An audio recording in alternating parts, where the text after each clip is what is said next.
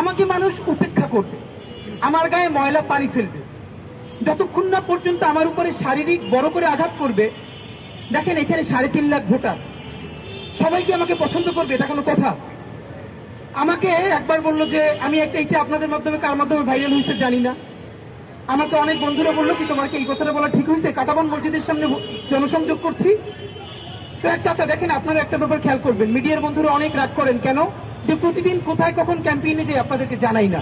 আপনাদের প্রতি আবারও সরি বলি। দেখেন আপনারা থাকলে তো আমাদের জন্য অত্যন্ত আনন্দের যে আপনাদের মাধ্যমে প্রচার হবে, কিন্তু মুশকিলটা হলো আমরা না এই প্রচারণার বাইরে গিয়ে একদম সিকিউরিটি গার্ড আঙ্কেলের সাথে 5তলা 7তলা বারান্দায় দাঁড়িয়ে যে আন্টি আমাদেরকে হাদি বলে ডাক দেয়, আমরা তার সাথে 1 to 1 কথা বলতে চাই।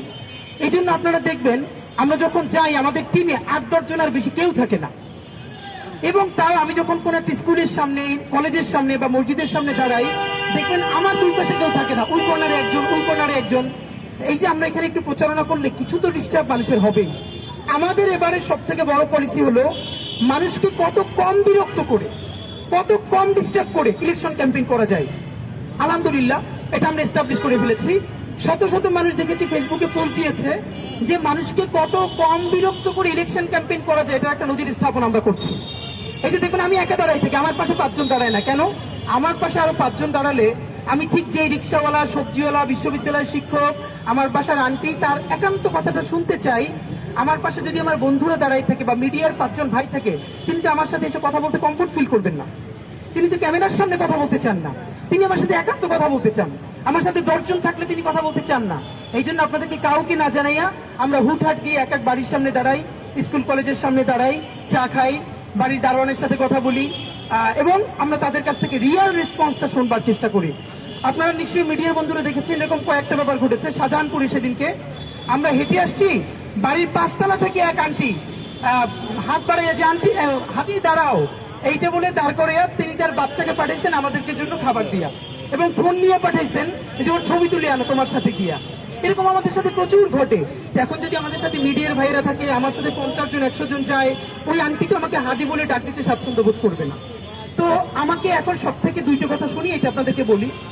প্রথমত যেটা একটু লেস ইম্পর্টেন্ট, এটা আগে বলি যে অনেক আমাদের এইবারের যে গত 2 মাস ধরে রাস্তায় আছে, এটা সব থেকে বড় আমাদের ইম্প্যাক্ট হলো, আমরা আগে ভাবতাম কি যে তরুণরাই আমাদের সব থেকে বড় শক্তি, তারা আমাকে সব থেকে বেশি চেনে, আমাদেরকে ভালোবাসে।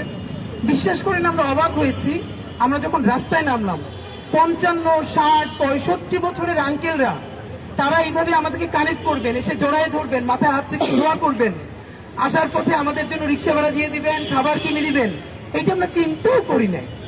এবং এইটা তারা ফিডব্যাকটা বলে যে তোমার কোনো টকশো মিস করি না, তোমার কোনো বক্তব্য মিস করি না। এই ব্যাপারটা খেয়াল করলাম।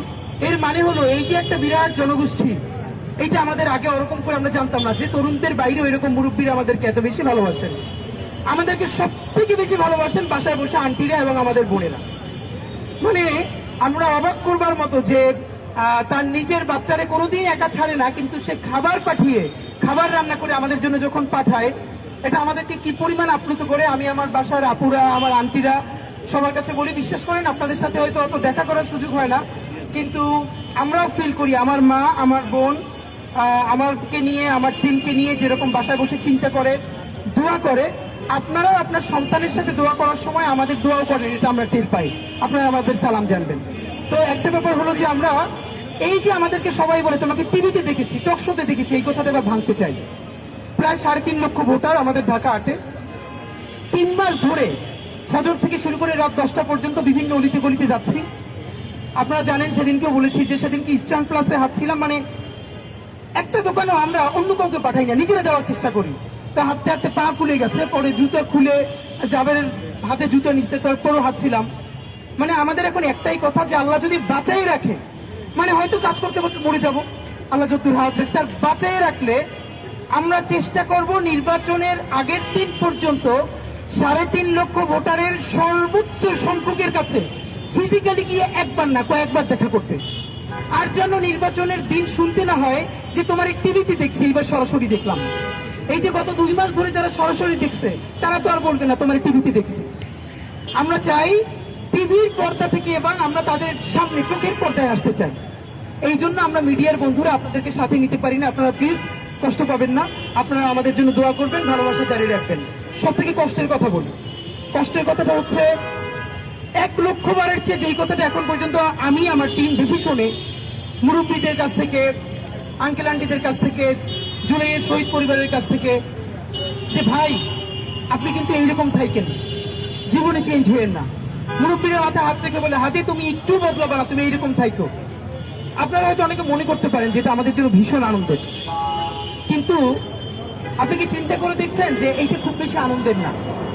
ঐতিহাসিক একটা জুলাই গণ অভ্যুত্থান হলো। গত 100 বছরে জুলাইয়ের মতো একটা ঐতিহাসিক গণ অভ্যুত্থান আমাদের এই জমিনে হয় নাই।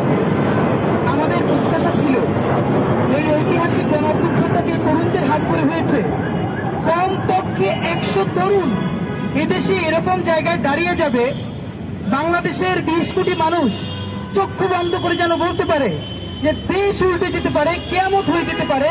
এই 100টা ছেলে মেয়ে জীবনে কোনোদিন দেশপ্রেমের প্রশ্নে, স্বাধীনতা সার্বভৌমত্বের প্রশ্নে, ইনসাফ এবং সততার প্রশ্নে কারোর সাথে আপোষ করবে না। ওদের জান যাবে, কোনোদিন জুলাই বিক্রি করবে না। ওরা ওদের শত্রুর সাথেও কোনোদিন জুলুম করবে না। কিন্তু অত্যন্ত আফসোস, সেই জায়গাগুলো নষ্ট হতে হতে হতে হতে আজকে 20 কোটি দেশপ্রেমিক মানুষের সমস্ত চাপ যেন ওসমান হাদি এবং তার টিমের উপরে পড়েছে।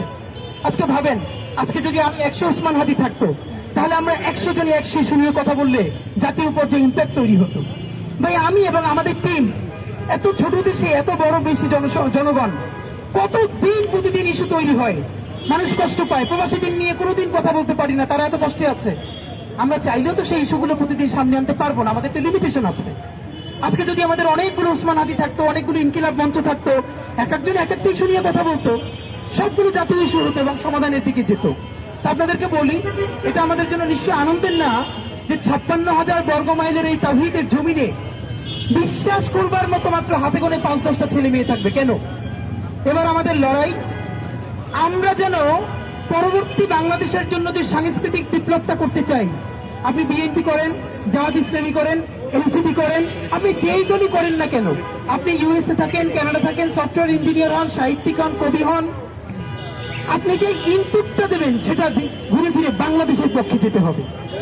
আপনার মননে, মগজে, ভাবনায়, চিন্তায়, সমস্ততে, রাজনীতিতে যেই জিনিসটা বারবার প্রতিধ্বনি হবে, সেটা হলো বাংলাদেশ এবং বাংলাদেশ একটা স্বাধীন সার্বভৌম সীমান্ত।